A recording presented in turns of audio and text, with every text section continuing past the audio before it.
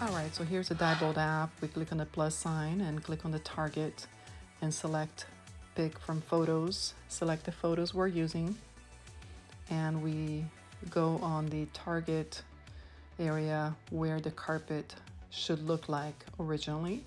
And when there are two colors like this, we want to click on the lighter color. Okay, and then if the color is a little bit off, you can go ahead and adjust it with the sliders as I'm doing here. Okay, and I get it to the best that I can see, and then I click on current and repeat the process. So here I'm going to click on the bleach spot. Okay, so when I have the correct color of the bleach spot, then I think that looks pretty close. I can go ahead and save this. Okay, and the first step to restore this bleached area